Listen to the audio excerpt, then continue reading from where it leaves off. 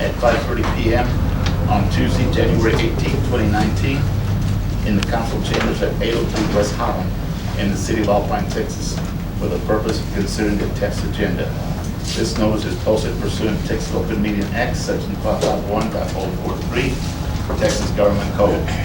Public notice: use of cellular phones are prohibited in the city council chambers during meetings of the city council.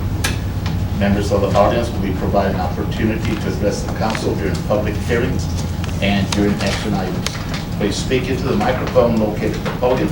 State your name and address. If you have a petition or other information pertaining to your subject, please present to the city secretary. State law generally prohibits the council from discussing or taking any action on any issue not included on the agenda. But if appropriate, the council may schedule the topic for future discussion or refer the matter to staff. No personal attacks on council members or city staff will be allowed. The mayor may call a point of order to stop personal attacks if an individual continues to personally attack an elected official or staff member in a meeting. They may be barred. Call this meeting to order. Have the invocation, and let's see. I think we had a change on that. Just give me a second. There it is. Okay. Yes, and I know you're there. I just had to pronounce your name, Alan Christopherson. And you've done it twice now. What's that? You've done it twice now. Yeah, I've done it twice on you. I don't know why. All right, let's pray together. Father God, thank you so much for the day that you've given us. We're grateful, Lord, for the lives that you've given us in this wonderful town to live in. I pray, Lord, that you'll be seen in the midst of this process, in the midst of this meeting, and in the midst of all the business that's done here. We're grateful, Lord, for all that you've done for us. We praise you, we love you. It's in Jesus' name I pray. Amen. Thank you, sir. Pledge of allegiance. I pledge allegiance to the flag of the United States of America and to the republic for which it stands, one nation, under God, indivisible, with liberty and justice for all.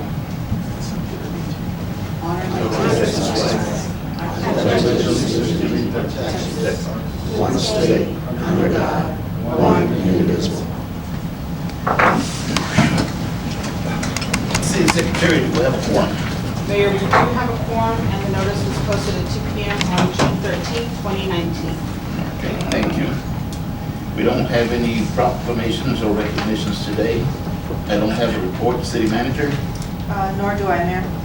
Okay, and so we'll go ahead and we'll move over to Finance Director, Megan Antrim.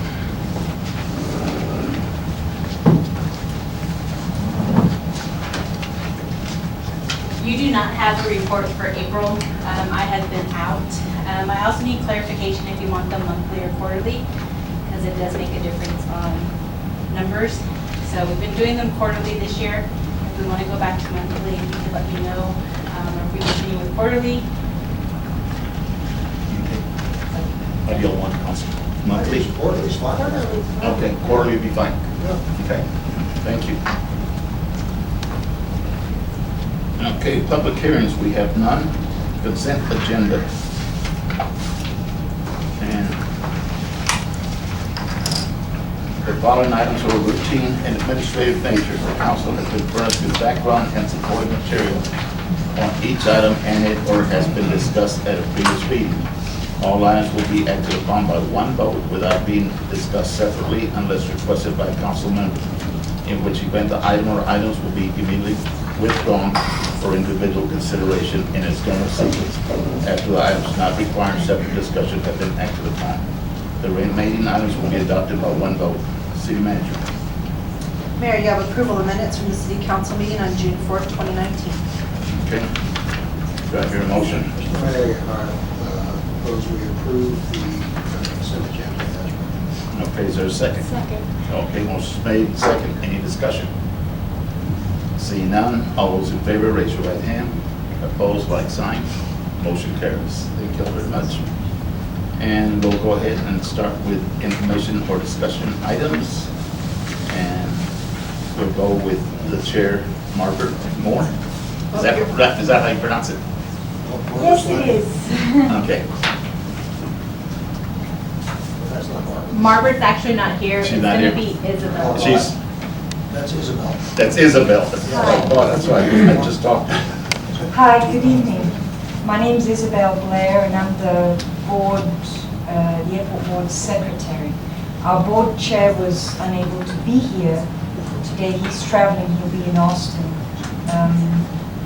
and so he asked if I would step in for him. So if you'll bear with me. His written report, I believe you have as part of your packet, and then we have a little PowerPoint presentation that we hope you will enjoy and find informative. So, yes, this is our airport. Right there it is, the view from about 1,000 feet up, and for folks that are flying into the airport, that is their first view for a lot of them of our community, the first glimpse. And we do want that to be positive. And I believe we all strive for that. The current board members, there's 5 members: Margaret Moore, James Morris, Cade Woodward, James Blair, and Norval Knighton. And any one of these gentlemen would be delighted to take any one of you out for a tour. Please reach out to them and take them up on that. I think you would enjoy it, and I think our community would be well served for that. People fly in from all over the country, obviously. You know, there's a saying, build a mile of road and you get to go a mile down the road. Build a mile of runway and the world is yours. And that is true. It's certainly true. So the first part of our report is the airport financial report. The board receives financial information from Megan, and as you can see, maybe, hopefully, by this slide, the airport operation is on budget. On the very bottom line, it's by the month from October through April are the figures that we have, and you'll see on every other month it shows the net is in the red, but it averages out. The reason it's in the red that way is simply because this form doesn't take into account fuel inventory on hand, but it does look good. We have an increase in price of jet fuel, and that was implemented after your approval. It was implemented on the 13th of June. And our next section of our report is our current capital improvement project. And if you look carefully on that picture, you will see both runways. And one of the runways that goes from the left to the right is dark and it's not marked. And as of this morning, this project, except for the striping, this project is complete. And we're very, very excited about that. This has been a, Megan, $3.2 million? Yes. Dollar project, and we are happy to have it mostly behind us. The big money on this project went towards the reconstruction of the taxiways and the apron. And if I had a little red pointer, I would show those to you, but Mr. Stevens, yes, the taxiways and the apron, those needed complete reconstruction, going down, rebuilding tearing out everything that was there and rebuilding the base and out. And the other part of the project was the rehabilitation of runway 523, right there, and taxiway Foxtrot, right there. And that one, that cost about $120,000. And the reason I bring those numbers to you, or the reason Margaret wanted to bring those numbers to you, was the cost to rehabilitate is a drop in the bucket in comparison to reconstruction. And hence the importance to rehabilitate our surfaces and not let them deteriorate. These are cracks being repaired and filled, and then the overlay. This shows a good picture of the runway pavement before and after. And I have a show and tell. Margaret picked this up for me and he asked me to pass this out to you. So it doesn't look like much, but this is actually the thickness of the overlay. And it helps with the oxidization of the pavement and keeps our pavement alive and well for another, hopefully, 8 years. Oh, wow. Got a pointer now. They're all cute. Very nice. Does this hurt if you point it to the eyes? Most likely. Most likely. All right. Okay. The next part is our upcoming capital improvement project. So this project, and I apologize if you cannot read that, but this document you have in front of you is actually a TxDOT document. It is online. It's approved by the Texas Transportation Commission once a year. And it's upcoming airport capital improvement projects for the next 3 years. And yes, we are listed. And we are listed for runway light replacement. And we're listed on the first 2 lines. And I'll read a little from this report. Dependable lighting is of major concern for air traffic that use the runway at night. The most important of that traffic is our air ambulance service, First Flight. This medical emergency service is on call at the Alpine Airport 24 hours a day. Because of the age of our runway lighting system, between 37 and 47 years old, problems are ongoing. The underground cabling, it's direct buried, it is deteriorating. Bulbs for the current system are no longer being made, so it's difficult to find these bulbs. John Galvan down out at the airport is finding them mostly through salvage sources at this point. The new lighting systems operate on different voltages. They use newer LED bulb systems. We also have pilot actuated function where pilots can click on their radios to turn the runway lights up to high or to activate the lights on the secondary runway. And we're having problems with that too. So this project is very timely. From the time the city turned in a letter of interest to the time it was posted was months. And usually it's a couple years anyway. And that's just how urgent a project this is. This project's a 2-year project. Year 1 is design, and you can see that on that first line right there is design. Year 2 is construction. TxDOT has set the funding for the design during our current fiscal year, so 2018-2019. And TxDOT estimates the design cost to be $70,000. The city portion, our portion, is 10%. This project is at a 90-10 match. So 10%, our portion is $7,000. TxDOT has set the funding for construction during fiscal year 2020-2021, and they estimate construction at $900,000. The city portion would be $90,000. It's a big chunk of money. Budgeting for this work can be done from airport revenue, setting aside funds over the next 2 years.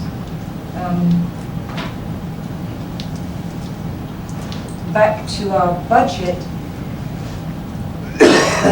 very bottom line item is our capital improvement project 10% match line item. And you can barely read it over here, and you'll notice we have nothing budgeted for that. We hope that the increase in jet fuel price will help build that up so that we'll have funds for, first of all, the $7,000 that we need for design.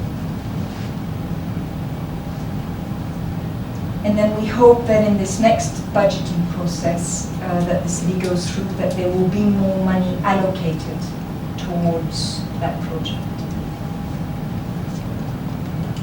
Airport Board recommendations. The board recommended to you all to increase the markup on jet fuel sales. And this took effect, like I said, on the 13th of June, and we thank you for that. We hope again that this will finance our runway light replacement project, and as time goes on, future capital improvement projects. Future projects that are in the pipeline. In the pipeline, we mean where the city has already reached out to TxDOT with a letter of interest. Our current master plan is 23 years old, and we must have a current master plan in order that to receive TxDOT, both state and federal funding. And so that's one of our future projects. And then the next one is relocating of the automated weather observation station. And if you'll see, so here's one runway and here's the other one. And right here is where the current AWOS is located. There is a limitation. We cannot build within 500 feet of that AWOS. And right here are existing hangars, and we have right here a project that council has approved and the board recommended approval, and it's a T-hanger project. But beyond that, we cannot build anymore. There's a little bit of space back here where we could possibly allocate for some future hangars if somebody comes forward. But the rest of this space here is unusable. Our AWOS, according to TxDOT, the AWOS usable life is about 15 years. Ours is 20 years old. So it would be a good time to not just relocate it, but to replace it and put it right here, where we will not have, we will be able then to use this area for future development.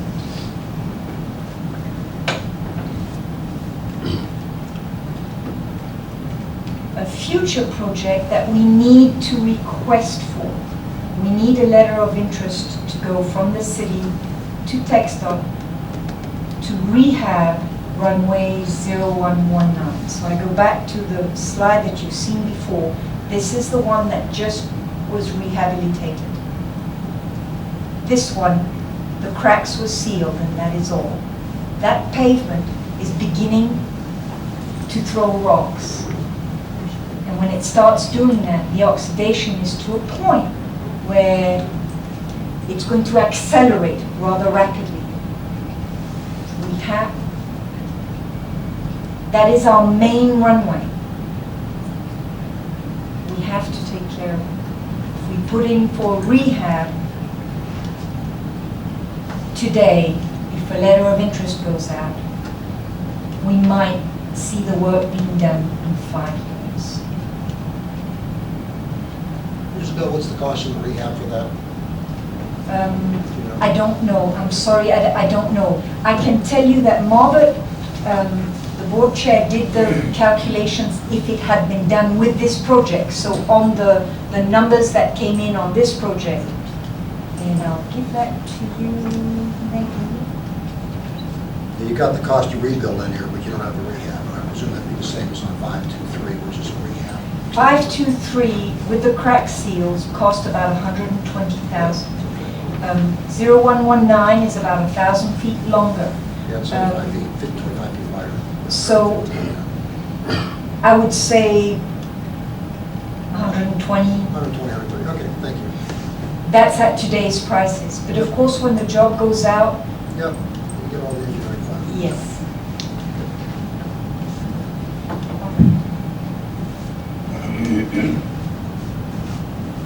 Closing.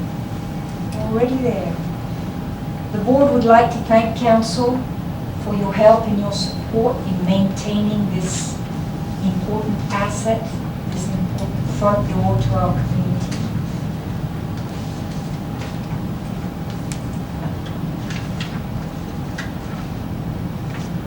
And for Grimm's, here we were 35 years ago. These were pictures taken by George Vos. This is our terminal building. This is what it looked like in about 1980. The exact same building today. Except the kind of traffic that we have is a little bit different.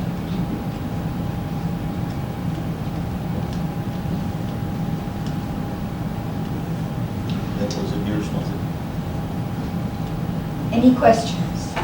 I was there taking a tour about a year and a half ago, Yes, sir? and we did all the runways. You can see where it had been sealed, the cracks had been sealed, but they were falling apart again. Yes, sir. And then in front of the terminal, they did a fantastic job on there. I was there about a couple of weeks ago when they put the final Yes. coating on there. It looks awesome. Yes, and it does, it looks awesome. But anybody who's been around asphalt knows, the moment you lay that asphalt down, it starts oxidating.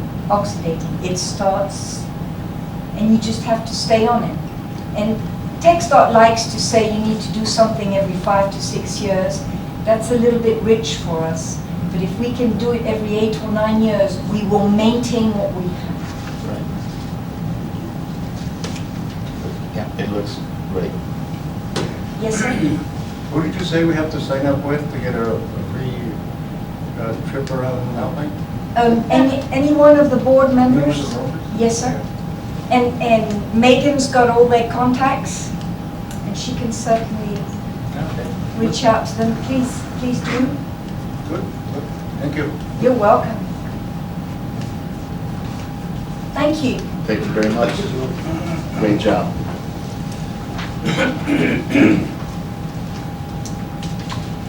Oh, that I forgot to show you down. Thank you. And next we have quarterly report from the tourism director, Chris. Thank you, Chris. Yes, you're welcome.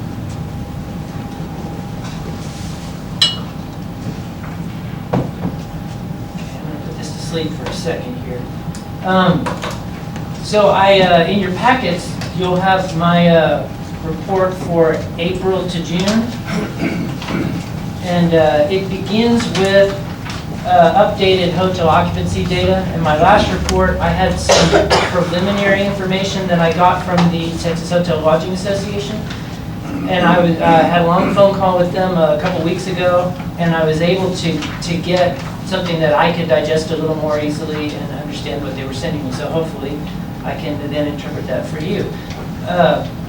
What I received was end-of-year numbers from the Texas Hotel Performance Fact Book, which is their main source of information. So what we're seeing is the last 3 years and the first quarter of this year. And the sort of relevant piece would be our occupancy rate moves a lot, but as you'll note, the number of rooms moves a lot. So while it looks that our occupancy rate actually doesn't move all that much, it stays around 59%, but for a different number of rooms. So you'll see that the occupancy rate between 2016 and 2017 went down 0.3%, but we added 10 rooms in that time period. And in between 2017 and 2018, it went down 0.9%, but we gained almost 100 rooms in that time period. So it seems like probably the more relevant information is going to be our total revenue, and then revenue per available room is very standard hotel metric. And so what we're looking at year to year is an increase of 20% between 2015 and 2016, 5% between 2016 and 2017, and then 18.5% between 2018 and 2017. I actually thought that what we're seeing there is, I believe, the spike from the pipeline is involved in that reduction in the amount of increase. But the fact that we're not actually seeing a decrease after the pipeline is, I feel, a really promising thing, because we made up with increase in individual visitation that we didn't have with the work crews that next year. Would that be attributed to the National Guard also being here? You know, it might well. That certainly would help. What I don't know exactly, though, is when they arrived. Was that not Been about a year and a half now, I think. a year and a half? So at end of 2017, perhaps? Yeah, pretty close. So it wouldn't have too much impact on that, on the 2017 number, but it would on 2018. And what we're seeing in the first quarter of 2019 tracks very closely with the 2017 to 2018 numbers, where we're, in total revenue, we're up 18.4% over the same quarter of the previous year. So Chris, room Yes. numbers are interesting. I presume that between 17 and 18 is quarter circle 7. But they go up another 10 rooms. Are the Airbnbs included in that room count? I don't think they are. I don't think so either. Yeah, and How do they get this? well, I could try to piece that together from another report that they sent to us, and because this does not itemize by hotel. This just gives us one line of numbers that I'm transmitting to you here, Okay. but the controller reports the available rooms by every hotel that's submitting the tax. And so I do have, from THLA, they were, for their own purposes, they did a 2006 to 2018 Yeah. comparison of August only, but I would be able to see in that year to year, just having that August window, what, who had how many rooms. Yeah, I'd be curious. Yeah. You know, we don't get 10-room hotels that long. True. Now, what was I going to say? There was something else that crossed my mind.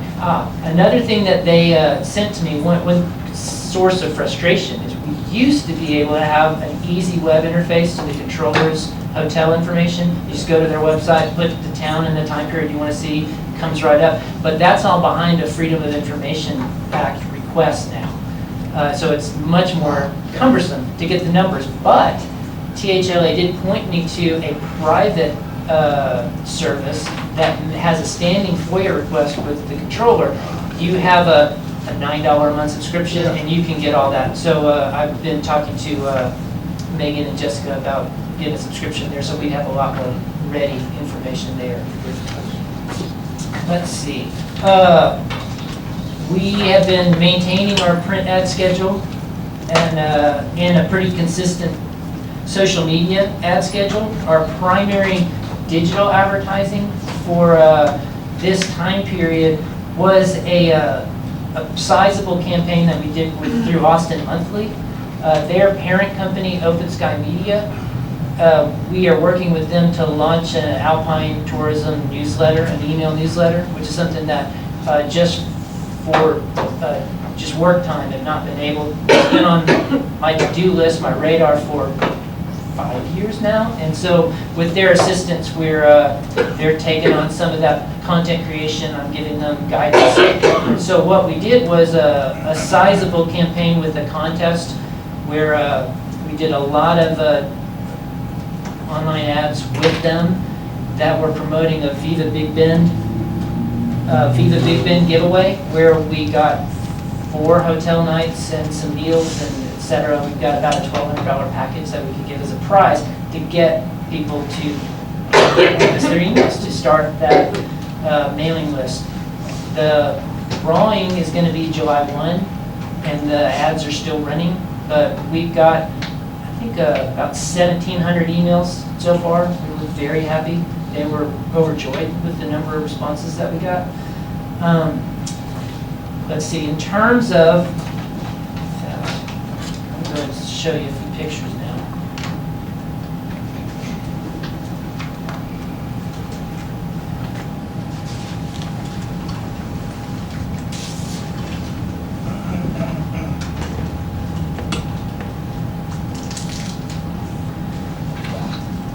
Our most unusual print ad for this time period was a 2-page advertorial co-op that we did with Brewster County and Marfa.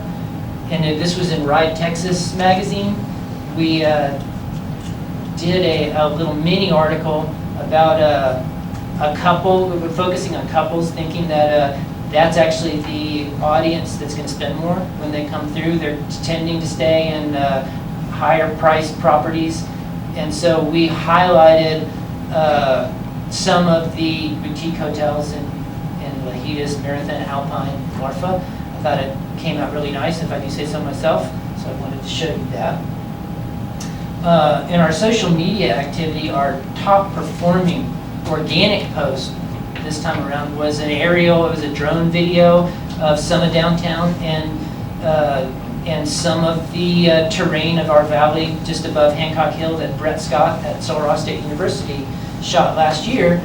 I uploaded it directly to Facebook, and we reached 139,000 people and had 14,000 shares, likes, comments.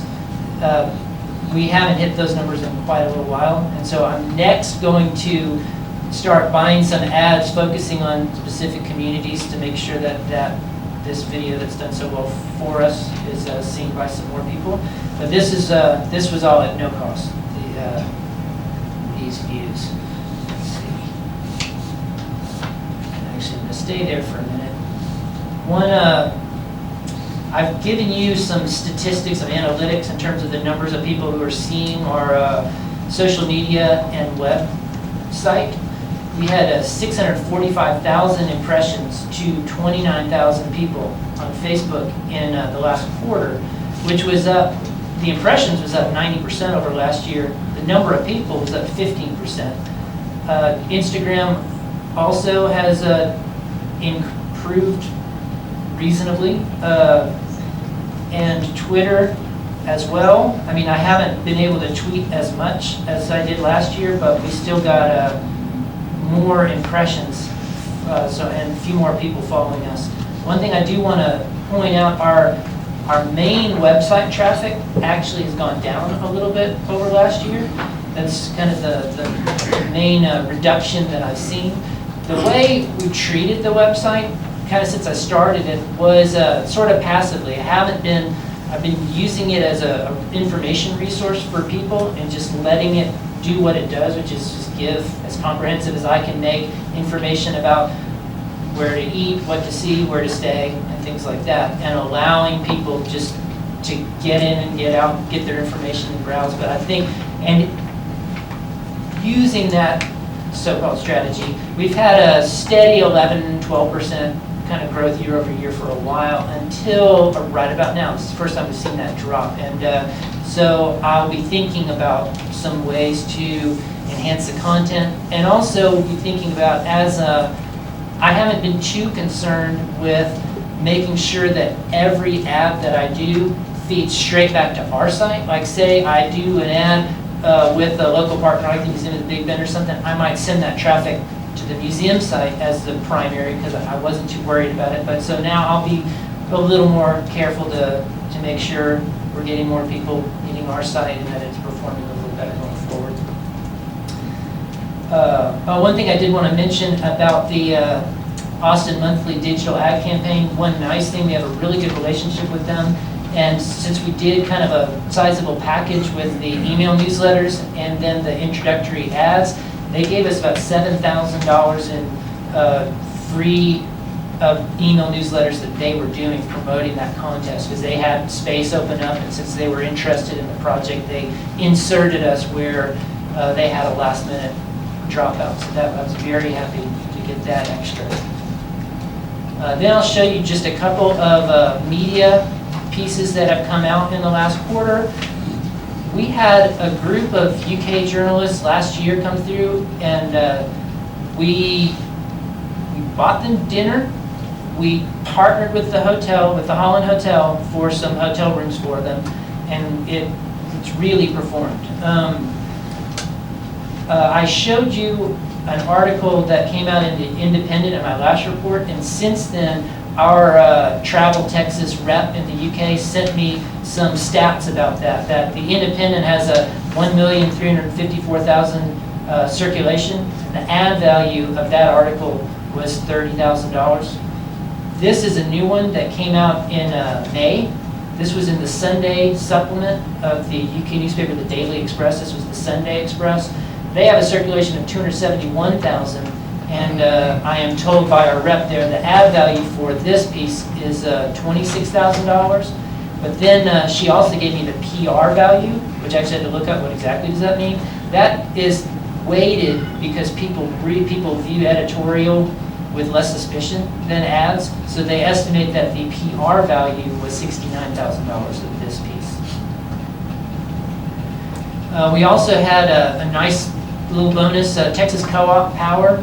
They have I don't know their exact circulation, but it's very large. It's the electrical co-ops in rural areas through the state. And I got their email newsletter in May, and it had a feature on Alpine that Chet Garner, I believe his name is, who's I forget the name of his show, but he's kind of a comedy travel guy. He does a television show, and he's partnered with them to do features for them. So this was also in their print magazine. Let's see. I've been working with the Alpine Downtown Association. They had an idea about branding the downtown, which I thought was a good one. The thought being that if we indicate to our visitors once they arrive in our downtown that our downtown is a destination, is a real place, that they might slow down a little bit and pay a little more attention than they might otherwise do, and they might enjoy themselves just that little bit more. And so we've been looking at utility pole banners, which are relatively inexpensive, and identified some places around town. I drove the routes into downtown with Eddie Molinar a couple of weeks ago, and he pointed out to me which of the poles were allowed, which ones were available for this purpose and which ones wouldn't be for various reasons. And so hopefully soon, my next step on this is to identify on those locations. We can also direct people. The one in the middle would be when you hit Avenue E coming up from the south. So this tells you that if you turn to the left on Avenue E, you're going to get to downtown Alpine by going that direction. But once you get into downtown, the version on the right, I would like to use these banners to direct people to the Railroad Depot parking lot, and also talk to Eddie about the possibility of putting some enhanced markers at that parking lot to let people know that that's public parking for them. And if any of you missed it, this was not a tourism hotel money project, but there's a new mural across from Plain at Holland Avenue and 3rd at the Emergency Response Center. That was done by Christina Noriega, who is now of San Antonio, formerly of Alpine. She and her husband opened the Murphy Street Rospa Company. And this is a really nice enhancement of that area of downtown. That's my last picture, so I'll close that. Give you just a couple more little notes. The Big Bend Cowboy Poetry Gathering, planning is going well for that. It looks pretty promising. I would say quite promising, that we'll be able not to miss a step when the Texas Cowboy Poetry Gathering canceled. It looks like we should have an event in place to greet people who come back at that same time of year. So that's very promising. Vida Big Bend is, they're in the last minute planning stages. Stuart tells me he should be announcing the lineup any day now. I delivered their local tickets to Earthway today. And so that is all coming together. The first Fiesta 1888 history event happened on June 1st. That is hopefully going to be an annual thing that can build. It was pretty modest this year, especially the Fiesta part of it was pretty low-key, and there was rain that the music got rained out. But the historical portions were well attended. I didn't get a sense of the local to visitor quotient, but I think there's, if we can nudge that group to keep on top of it and plan for next year, I think that's very promising. There's also an ongoing planning process for Christmas in Alpine. It's a big project with many partners, the hospital, the county, the library, the National Guard, the Women's Club, and the list is longer, but those are the ones that come to mind first. We're shifting from the one Saturday event, the lighted parade and Christmas tree lightings, to 3 weekends of events. So the first Saturday, which is when we have had the parade the last couple of years, that's the Mountain Country Christmas Weekend, and we decided that will be Mountain Country Christmas Weekend followed by a community Christmas party at the Holland Hotel.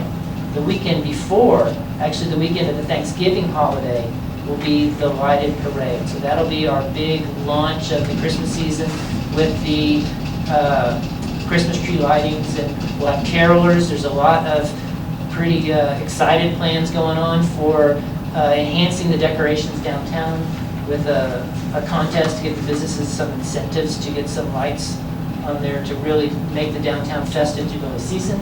And then lastly, the 14th of December will be the library will have their children's programming here. They've outgrown the space that they have at the library, so it will be here in the Civic Center. And thanks to the hard work of Rick Flores at Big Bend Regional, there will be an ice rink. Probably on 12th Street, or 12th Street closed, a full size, one day, free for everybody to ice skate. So that's pretty exciting. And they bring skates with them also. It's fully staffed, it's a turnkey deal. They'll bring skates, they'll bring people to help people with those skates. And so we'll have an all-day party with music and carols and ice skating. I invited this past weekend, we were at a TMO conference. So when it was my turn to introduce our council and city manager, I invited everybody that attended to the more than welcome to come over here for our Christmas festivities. Excellent. Yeah, I'll be working hard to promote the heck out of that thing. And then two other quick things. We submitted an entry in the Texas Association of Municipal Information Officers Awards for best use of photography. The way those awards work is they're looking for a planning process and then a result. And so that was the cleanest of everything that we do, is the cleanest thing I could come up with. So I submitted our last two primary photographs, one by Aaron Bates from Hancock Hill, and then one that we're using right now and most of our printouts by E. Dan Klepper of Marathon from a mountain of Hancock Hill and that side of Alpine at dusk. And we were a finalist, as I say in your report, but I found out since that we didn't get first place, but we got third. We did win a prize. And so I need to get back at them with paid the shipping because we couldn't make their annual conference to receive it. But hey, we won something, so that's nice. And then lastly, Jessica just gave me this. This is the Houston Astros program. I showed you the artwork in our my last report. We got the physical object. So we partnered with the Alpine Cowboys to do that ad in the hopes that we can entice some big city baseball fans with small town baseball. And we got a really, really good price. Yeah, it was kind of amazing. The first time I spoke to the guy, he told me how many free tickets he could give us, and it was only going to cost us $11,000. And I told him, well, don't have the money. And he said, well, do you need tickets? And I said, well, you don't have to have tickets. He said, how about 4,000? So we split that cost with the Cowboys, and we got millions of people throughout the season. This will be in front of them at every Astros game. So we're pretty happy with that. So if you have questions, I'm sure try to answer them. Good job. Thank you very much. Yes. I do have one question, but Earlier today, and actually yesterday, I went into the city website. For some reason on my screen, over on the left-hand side, I keep getting you a message in red saying website on sale. Now, were you at cityofalpine.com or at visitalpinetx.com? The Visit Alpine one is the tourism one, and the City of Alpine is the city business, the administrative one. You know, which one was it? Yeah, not ready. I'll Yeah, if you'll note that, then on the City of Alpine one, which is where, you know, the staff directory and minutes and agendas and all that, that one, I'll get with Megan and we'll get to that vendor to make sure that's fixed. The tourism one, absolutely tell me right away if you saw it there, because it should be, the difference is the little S, the HTTP, or the HTTPS, and it encrypts. And so the tourism one absolutely is. I didn't build the city one, so I don't know for sure about that, but I can certainly help to make sure it gets. Yeah, no, I'll recheck my Do, mind. yeah, let me know. I can tell you which one it is. It's the city website. The city website's now secure. Okay. So that's what it's doing. So that's a simple thing to go through. Yeah, we need to get with the vendor that built the site, because they host it, and let them know that it's It's about a happening. 30-second deal to go do it. Otherwise, you open up, if you're not HTTPS, you're opening your computer to actually come in through the city website.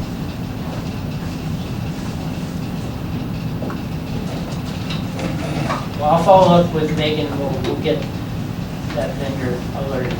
Yeah, visit Texas, it's HTTPS. Thank you. Okay, thank you. Chris. Thanks. City manager. Mayor, we have the US 67 corridor master plan updates. And let's see, Chris Weber, by Ramon Carrasco and Victor Carrasco of Climate Consultants. You came alone. I came alone. You and Ramon came alone. Okay.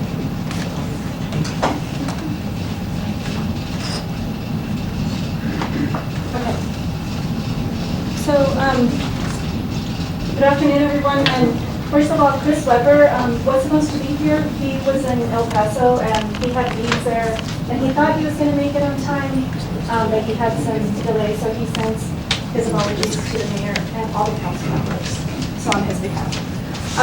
What we wanted to do today was just give you a few updates on the TxDOT US 67 study. So my presentation, I'm going to be going fairly quickly through some of the slides. I just want to give you kind of a recap of the study specifically, and the most important thing is going through some slides that are specific what we call concepts for the city of Alpine for several intersections, and then just going over some next steps. Most of you are aware that we're doing this study. We're into a year and a half of this study. It's 442 miles from I-10 intersection all the way to Presidio Port of Entry. And this study has really, the purpose is really to identify what's needed along the corridor with a big focus on safety and trying to develop a plan. So where we've been is that we've done several bus tours. We've had 2 sets of public meetings. We've been working a lot behind the scenes. We've had what we call corridor working group meetings. And all of this, hopefully to lead us to where the little red car is, and in the fall of 2019 is when we plan to have the full plan wrapped up. Just a little graphic that shows how we have organized ourselves. We have a steering committee that's composed of the 3 county judges. So this is for Pecos County, Brewster County, and Presidio County. And then the city mayors from Marfa, Presidio, and Alpine, and the city managers. That's kind of our steering committee and a group that we go through with them for feedback throughout the year and the process. And then we have a larger group that's called the Corridor Working Group that's composed of a lot of other individuals, agencies, nonprofits, the media, interest groups. And then we have small focus groups. For these, we have the landowners, our community, and we've had a few meetings with small focus groups. All of that has the public. We involve the public usually through our public meetings, and of course we have our team, which is the TxDOT study team, which is engineers and planners from different consulting firms. So the first set of public meetings that we had last year, this was about a year ago, the city of Alpine actually had very good turnout. So on the left, you see the city of Alpine had about 127 people here in the Civic Center. Fort Stockton, Marfa, and Presidio. We had a lot of comments that we received during that meeting, and we actually have a big binder, and we have all of the comments online available for everybody to look at the comments, whether it was a comment written on a survey or on a big plots, those plots that you see on the bottom right. So a lot of comments. So that was the first public meeting, and then we had the second public meeting was in November of last year. Of course, for all of these, we had a lot less turnout. So you see Alpine was about 61 compared to the 120.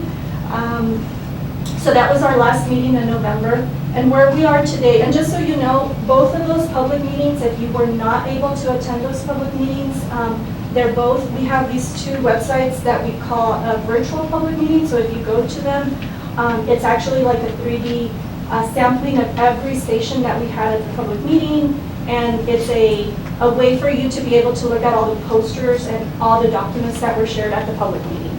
So I think this is a very useful follow-up, and this will be made available also for the third public meeting. If individuals from the public are not able to attend, they're going to have a virtual public meeting. So now, again, the timing for us coming here with you is in preparation for our third and final, and y'all should have a copy of this, and I have more copies in the back. But it's our notice for the public meeting that is happening here in Alpine. The one in Alpine is on Wednesday, so a week from tomorrow, and it's going to be at the Civic Center. And I'm going to go a little bit into the details of that format for the meeting because it's a little bit different from previous ones. This is a slide that Chris likes to share because it's, even though what we're proposing for the study is creating a plan for the transportation for the highway, there's small things, low-hanging fruits that Chris and his team have been able to make. So you've seen the signs, maybe you've seen the signs between Alpine and I-10 that say next passing lane in 2 miles. That might sound like something simple, but it actually came out as an idea from the first bus tour that we had, and someone from the Border Patrol, Rush Carter, made a comment about that. Chris was like, okay, we can add them, very simple, low cost. So that was added. In the city of Marfa, they added the striping because, again, that main intersection is very problematic. And then between Presidio and Marfa, they've added these pull-off areas for safety close to Elephant Rock and the Lincoln profile. So now going into what have we been doing with all the data that we've been collecting? What the team has been doing is really developing what we call concepts. So here you have this wheel that basically shows we've received, let me get my pen real quickly. So we have, the public has provided a lot of input throughout the whole process. All of that input has been arranged into these small categories and translated into solutions. And all of these solutions are going to form what is going to be the master plan for the area. So just a small example of this. So for instance, a lot of people, and this is in all communities, have talked about bike lanes, crosswalks, and pedestrian safety. So what does that compare to when we talk about solutions? So there's a concept that's called complete streets, and that's been suggested for all communities, and that's going to be something that's going to be presented in all the public meetings. So there's 2 terms that are kind of important as we get to the final stages of the master plan. One is these core concepts. What this means is that they're specifically for the majority of the corridor. So they deal with safety, with technology, with rural concepts. And the only alternative to doing a core concept is either you build a passing lane or you don't build a passing lane.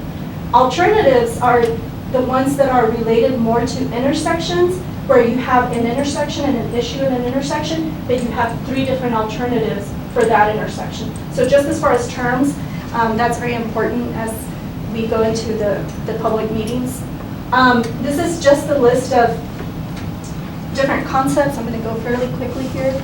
And one of the main reasons that we're having this meeting with you all today is before we go to the actual public, we want you to view the slides and give us any comments. If there's something that you see that's wrong or that you think we should really include in there, then now is the time. And we really want to hear your input, what you think about what we're presenting on the actual public meeting, if we should change something. We've got 1 week. It's kind of short, but there's still time. Yeah, so I would say that these slides are probably 95% complete and final, but tomorrow, or Thursday, we have a dry run with TxDOT in El Paso for additional feedback, and we've been meeting with city councils and other county commissioners just to go over some of these slides. Again, if there's a piece missing or something that needs more explanation, feel free to let us know. So these are different concepts. All the concepts that we are presenting will have a description, whether it's an alternative or a core concept, and then different types of concepts. Some are short-term, medium, or long-term. And then the source of the concept. A lot of these concepts are related to safety. Some of them came from the public. You know, the public had a comment about a certain issue or a need. So that's kind of how it's organized. So for the city of Presidio, there's all these different intersections that have specific alternatives or ideas. For the city of Marfa, less intersections. And for the city of Alpine, a lot more. Actually, the city of Alpine is the one that has the most concepts. And I'm going to go over these slides. These are the most important ones. Again, apart from the 3 cities, we have a whole list of ideas and concepts for the segments in between the cities. So all these slides are the same slides that we're going to be showing in the public meeting. And so if you see something that's not clear, we want to hear so that we're prepared whenever we come to the public, we want to be able to have all these questions that may come up, have data on it. Right. And there's, again, because I want to focus on the Alpine slides, this is more for the core concepts, so the ones that are more rural. You know, there's going to be concepts related to animal warning systems, emergency management, total stations, and these are more safety concepts, and then community-specific presentation. So what's going to happen at each of the 3 public meetings is that we're going to go straight into the city's concepts. So for Presidio, instead of showing Alpine's concepts, I'm going to show just the Presidio concepts, but we're going to have all that information from the other communities available in tables. So for Alpine, we have the first alternative is for FM 17. So this is actually the location of the different concepts. So these are the different intersections and the ones that we're going to be reviewing. So this is the first intersection. This is where Big Bend Cycles is, Hudson Building Materials, Lodge Alpine. And then it shows that this intersection in itself was considered confusing and unsafe intersection, especially when there could be more traffic. It also has a lot of different access points that can be confusing. And in all of our slides, this is the existing condition of that intersection. What you'll see in the slides is that you'll have a section here where it addresses a certain issue where the need came from, so our analysis or a brain dump session. And then it also says that for these alternatives, whatever is being suggested here is right away going to be required. One thing to keep in mind, and this is something that when Chris gives this presentation, it's very important for the public to understand, is that what's proposed in any of these concepts and any of these alternatives is not something that has funding right now. And it's something that's just when an issue comes, so in 10 years or 20 years, if there's more traffic in this specific intersection and there's a bigger safety issue, you have a plan that you can refer to so that you're not starting from scratch, so that the city of Alpine or TxDOT is not starting from scratch. So like, in the instance of this intersection, one of the main things that was going to be proposed here is to add a 2-way left turn lane, allowing for free flow traffic here. So just different concepts, different ideas for this intersection. So this is alternative A. So Vicki, Yes. help describe right-of-way required, that presumes you gotta go buy some land or acquire the land. Right. So why would you not have moved that intersection just further down where the current intersection is, but remove the clarification? What are we missing out of that? Because conceptually, this works, but you moved it, I don't understand why you got it. Yeah, and I mean, when we went through all these alternatives, Yeah. the engineering study team, because of the, maybe if a truck, maybe they considered a truck turning there, so they wouldn't have enough space for the truck, enough turning even.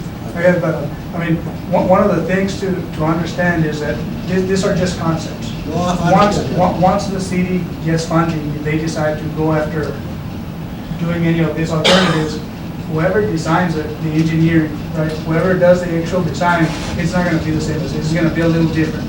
So our engineering team here is trying to present what we think is the best option. This is the best option, but once you get the funding, I mean, they'll study, if they start having a lot of trouble getting right away from these people, then it'll change. But the other thing that I wanted to mention is that all these alternatives or all these concepts, we're studying them because we either received a comment from the public or a lot of comments, or our engineering team thought that it was a problematic area and they wanted to give you all like an option in case you bring up a problem in the future or something. You already have the solutions. Right. So that's one alternative. So the main thing with this specific alternative is the two-way left turn lane. And then with this alternative, this is alternative B, so what this would create is an actual three-way stop at this intersection. So it's a three-way stop condition. Again, it would require right-of-way in this area. And then it would also have a turn lane in this location. One other thing, even though this is the last public meeting, there's still gonna be about 2 more months of comments. So once we have this public meeting, if a lot of people start commenting about this intersection, hey, we want to move this further down for whatever reason, then when we finish the main report, we can do level settings. So if you feel that something has to change, you can either comment it on the website or comment it during the public meeting, and we're still going to consider all those comments. And so that when you get the final report, it's a report that's more useful for you guys, that you feel more comfortable with. How will you value public comments versus elected official versus city management comments? Do they have different weightings and all get weighted the same? No, I mean, to me, it's weighted the same. It's one person. But if the city manager has a specific comment that they want us to review, or if somebody in the council, the mayor, wants us to review a specific comment, I mean, we will review it and give you our opinion, give you why it's not a good thing to do or why we should do it, why we should change it. Okay. But all the comments have the same weight. And if we see 100 comments from the public about a specific issue, I mean, that's going to have more weight than just a council member commenting or something. Yeah. So there's an example of that, like somebody made a comment or a suggestion for a shoe flag for the big trucks over the underpass, that's the low clearance. So that was a comment. Our team studied that idea of a shoe flag, even though it was mentioned only by 1 or 2 people. But then the team came up with, okay, that's really not a possibility, because if you wanted to do another crossing at a railroad, you would have to get rid of a crossing at grade in another location in Alpine. So that was something that had to be explained to the individual, and I think it does have a slide, or it's going to be in the meetings. And like, I mean, there's been a lot of comments, and I mean, we can't put all the comments on our slides, but like, there was one person from Presidio that did a comment, hey, we should build a highway from Presidio straight to San Angelo. I mean, even though he made that comment, it's a good idea. I mean, it would be nice, but it's not feasible. Why would we even show it? So there's comments that we evaluate, and we think that they're good comments that we should evaluate. And then there are other comments that it really doesn't make sense for us to spend money on that specific comment. But we do have all the comments. We log them all, and we pursue the comments that makes more sense to our team and to the officials as well, to the committees. Okay. And then there's this concept, so this is a roundabout. just creates a safer environment, mostly, and roundabouts are presented in all 3 communities. We've been showing roundabouts to the corridor working group for the last 3 to 4 months. A lot of different opinions about this. They have been used in El Paso as a transition in small neighborhoods, and people have been welcoming them. But it really, one of the main things that roundabouts do is that they prevent head-on collisions. This was proposed at least for this intersection. So you have the 3 alternatives.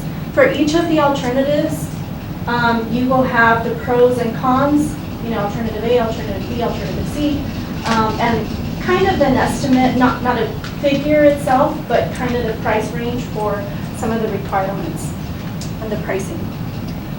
Then this is the intersection at Orange Street with Soros and US 67. So again, this is an interesting intersection because it has a lot of entrances, many access points. So you see you have 1, 2, 3, 4, 5. So again, just something that becomes a problem area when you do have more traffic in this area. So what was recommended here, different recommendations, is actually closing some of the streets so that you just have one access point and you're aligned with the existing highway. Again, a big problem or a red flag for some people, of course, but that is kind of the suggestion that was given by the engineers. So that's one suggestion, alternative. This is alternative B.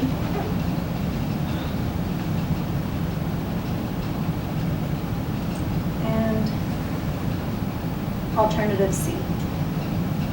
So this is just creating a one-way street in this section. Traffic is diverted to Peach Street. So it's just a reroute and one-way streets. And again, just the summary of those concepts. And then this is a 3rd intersection, which is at Sol Ross. This was mentioned a lot by the public as a problem area. Mostly because close to McDonald's, there's a lot of, and again, some confusion might be from locals or from people coming in from out of town about this intersection specifically. So this is one of the proposals that does create an island, but also this pink is kind of walkways around here and crosswalks here. So it's a pedestrian ring.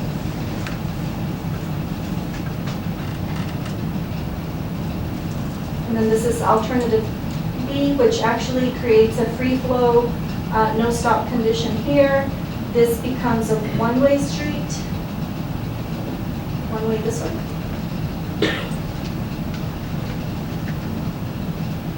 And then a roundabout. Again, free flow and different conditions here as well. Again, this is a lot of details.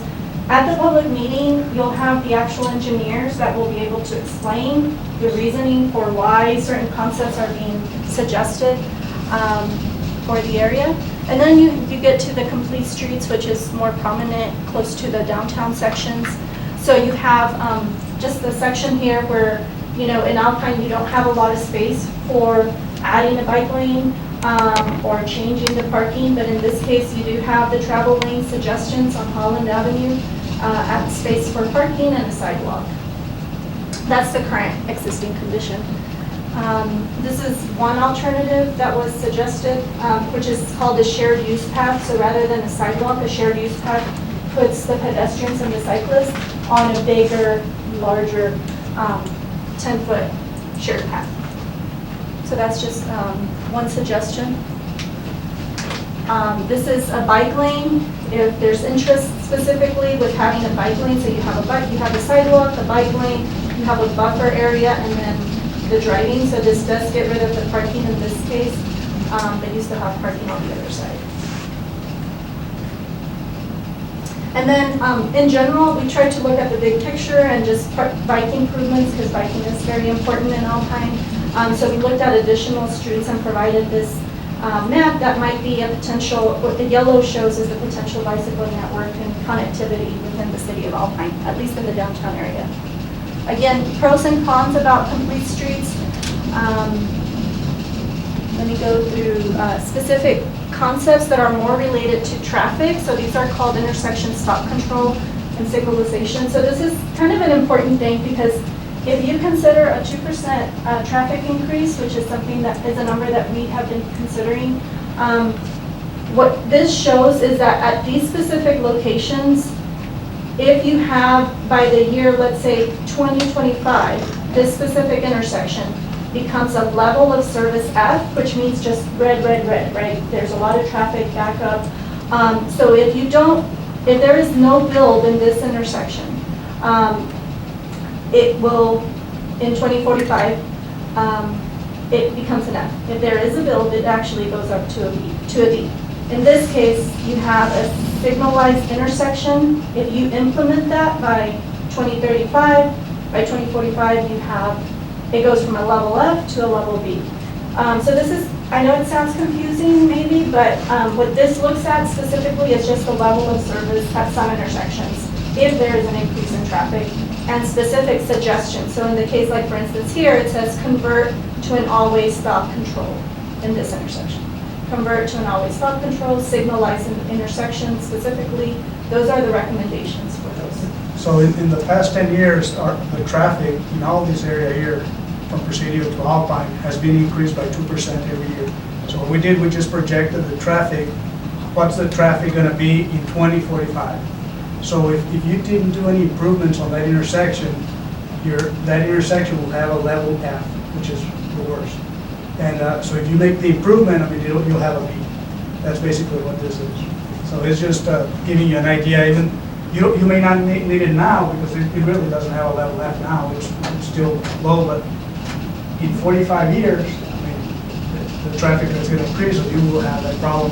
You have a solution now that you can tackle. So will you have more data on that at the meeting on the 26th? Yes, sir. Thank you. Yeah. Because, going from an F to a D, not much improvement. For that, yeah. Yeah, and so it'd be nice to know what the What level else is can we do? today.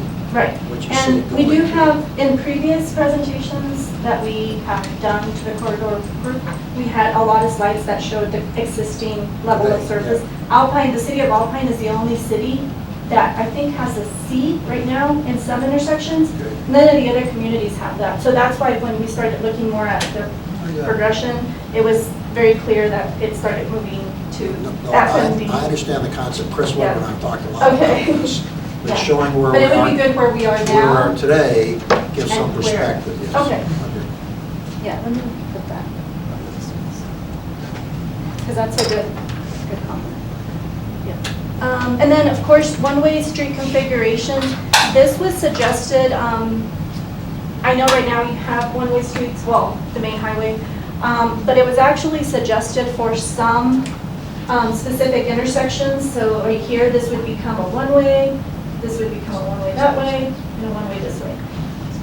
The main reason for this is really for increasing pedestrian safety along this downtown area.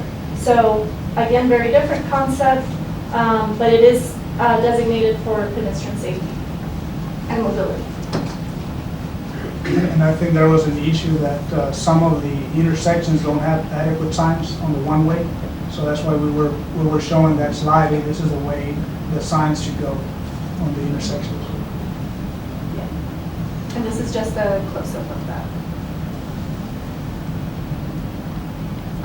One other thing to note here, and I forgot to mention this, so some intersections have what this is called a HoloLens location. What this means is that we have a mixed reality goggles that are going to be available at the meeting, so you can actually place yourself at specific intersections and look at how that location is going to look like if there's specific improvements. And it's a virtual reality, so you'll be able to walk, just standing in your office or in the room, you'll be able to walk through the intersection and see how it would look once you implement that recommendation.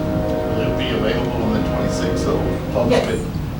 Yeah, and I have a slide about that because it will be available for all three communities. This is a pedestrian block with two-lane, two-way. And then this is again related to future growth. This is an intersection Cherry Street and US 67. I'll make sure that we add that level, the current level of service right now here. But the suggestion is adding a right turn lane in this area and raising the island to prevent vehicle access. Because right now they're going straight through here. Just to create a safer intersection. And then these are left turn lanes at 11th and US 67. So that's added here. And a lot of these concepts may not make sense right now because there's really not a big problem now. But you'll have it, I mean, this is a 45-year plan. So in 10 years or 20 years, when it becomes an issue, you'll have an option, you'll have an alternative that you can go to try to correct it. Yeah, and then concept summaries. And then just really quickly, just with the rural intersections, because we're showing this at all the presentations, between here and Fort Stockton, that big Y, so there's some concerns here with dangerous weaving, short directional and storage capacity here. Again, for out-of-towners, for us, we know what to do and we're going fast and we make that turn easily. But some suggestions in the future for that intersection are actually creating a stop control right here. So there's still traffic moving here, but it's a one-way. And if you're going to Fort Stockton, you would have to come here and turn left, as opposed to being able to go there. And then there's a traffic circle, roundabout suggestion as well. And then a different type of intersection here. So what this does, it completely gets rid of these two Ys and it creates a three-stop single point intersection. And one of the main purpose of the study is for TxDOT and the cities to have a plan to go after funding. So if items in this plan are items that you have in your mind are not in the plan, it's more difficult for TxDOT or the city to go after funding from the federal government or the state.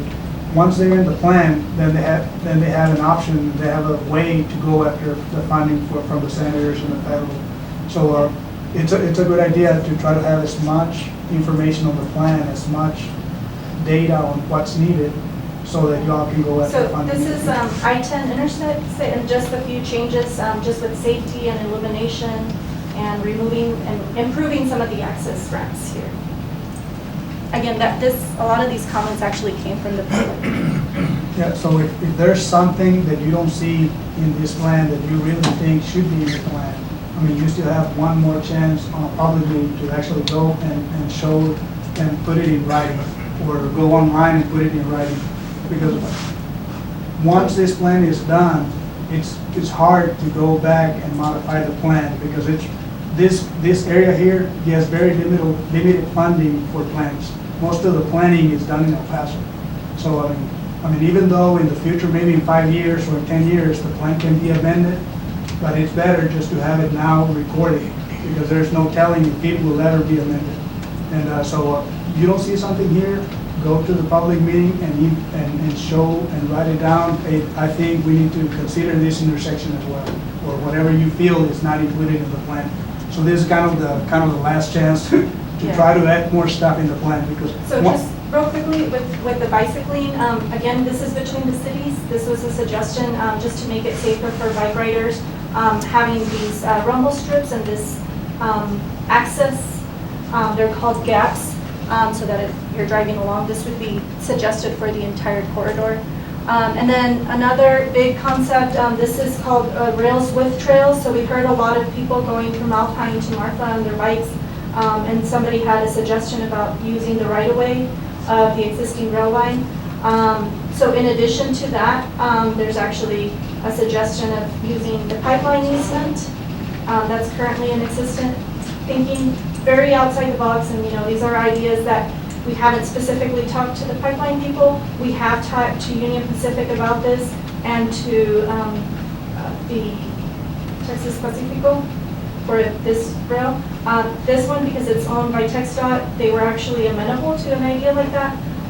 The Union Pacific, even though they said no, we do know that they have other areas in the United States where they do allow rails with trails. So it's really a bottom-up approach for that. And then there's concepts related to pull-out areas, rest areas, specifically between Presidio and Marfa, where there isn't any rest areas. So there's a suggestion of having a short term. So short term would just mean having some parking stalls. Medium would have covered picnic tables. And if you go to full long-term pull-out area, you have the bathrooms, the picnic areas. But that is a suggestion that's recommended for actually 4 different locations that you can choose from between Marfa and Alpine. And again, the pros and cons. And next steps right here, coming back to the wrapping up this presentation. We are having the public meeting, very important, next week. We're going to be summarizing all the public comments that we received, and we're going to be drafting up the plan, let's say in September. So between now and September, there's still time for feedback. And in around October, that's when we're going to be submitting the final plan. Real quick to your question about HoloLens, so the way that it looks for all 3 communities is that you're going to have from 2 to 4 p.m. it's going to be the open house and the HoloLens visualization. And then the meeting actually starts at 5 with a presentation at 5:30 and then discussion and a session for Q&A at the end. The presentation is going to be similar to this, but then like I said, you're going to have breakout. The ability of you to just go talk to engineers about some intersections or about Presidio or about Alpine in all the 3 communities. And this meeting is going to be like an open discussion. They'll allow people to ask questions. It's not going to be the same as the other ones. And one of the other things is that the meeting, on all the meetings, we're going to have all the data. But the meeting for Alpine, when we have the actual presentation, is just going to focus on Alpine. But there's still going to be a table that shows all of the other slides for Marfa and Presidio. So even if you don't come, if you can't make it to the Alpine meeting and want to go to the Marfa meeting, you'll still be able to see all the Alpine slides. So with that, I know it was a long presentation, but if y'all have comments or questions right now, I can answer them, or So this study is, the impact is all unfunded. correct. At what point will you be ready, or will Chris be ready to share the funding strategy? Well, they're really, so once the plan is adopted, right, or that the communities are pro the plan, that it's something that's there, it really depends on needs and specific interests from the community. So if the communities feel that there's a strong need for an improvement in a specific location right now. So for instance, in Marfa, that intersection, that's a big problem area for that, especially with big trucks turning. Right. So based on the concepts that they have, Chris can quickly go pursue that funding with the support of the city government in that community. So it really is going to depend on, because it could be different funding sources, so it doesn't necessarily have to be all TxDOT. It could be the communities leveraging money, but it's going to depend on, I guess, On how the fast you want to timing. move. So there's no integrated plan, that's the bottom line. No. And one of the other things is What that do you mean by integrated plan? There's going to be a plan, there's no Yes. integrated strategy to go after dollars. This is all TxDOT roads, it's not city roads. Right. Okay, and so it's really dependent upon the ability to get money from Chris's perspective. Yeah, and this plan will show funding options, and it's going to be up to either the city or Chris TxDOT go after specific funds for specific locations. For some options, like the sidewalks, so you have the safe routes to school. So that's going to be something that the city can have. The bike lane on Solon. Right. Yeah. Thanks. But I'll make sure that we have an answer, because Chris might have a better answer for that. Thank you, guys. Okay, thank you One very much. last thing, even though all these options, even though we show them short-term, medium-term, or long-term, the city can go after a long-term right-of-way. Like, let's say that we have building the intersection right here as a long-term. You may think, no, this is a short-term, we need to do it now. You can make it short-term. You're gonna have to go after funding, or Chris is gonna have to go after funding. So we're showing it as a long-term because we think it's hard, it's expensive, it may require a lot of right-of-way, so we think it's long-term. But it can be short-term if you decide to make it short-term. Ramon, during all the public meetings and in a lot of the working group meetings, there was a lot of discussion about the bypass. Not so much the Presidio all the way out, but in other areas. Is that going to be available to us here in Alpine to see the different alternatives you all came up with Yeah, for that? What TechStop was recommending is they're gonna give you all like a white paper. This is the Oh, white procedure, paper. this is the procedure that the city has to follow so that we can go after a truck route study.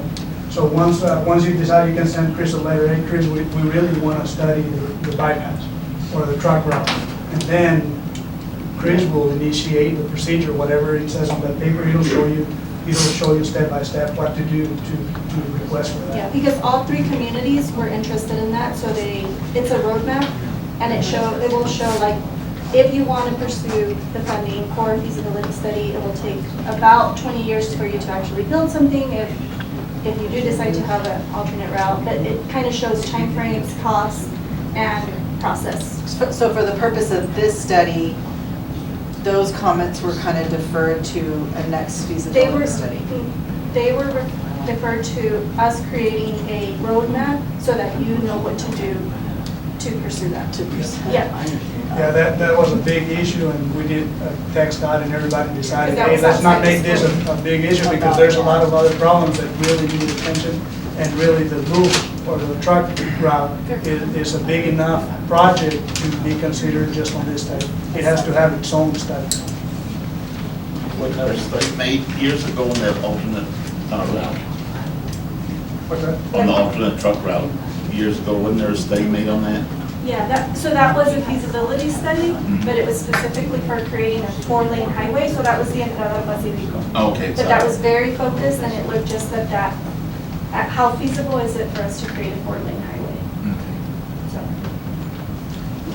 And I've talked, I got many comments from constituents about that. I was going to put that in the July or August meeting, ask Christopher Bryan to talk specifically about that. Yeah, because, I've talked to some folks also on that. So I just going to put on the agenda. Yeah. And maybe by then they'll have the roadmap, because I think we'll have some slides about that. That's what Tricia said, not quite yet. Yeah. July, August. Okay, thank you all. Okay, thank you very much. Thanks for coming. Okay, let's go to item D, city manager. Next, we have discussed the placement of traffic control signs at 3 locations, and Captain Soy is here to cover the information that Chief Scout provided. Good evening, folks.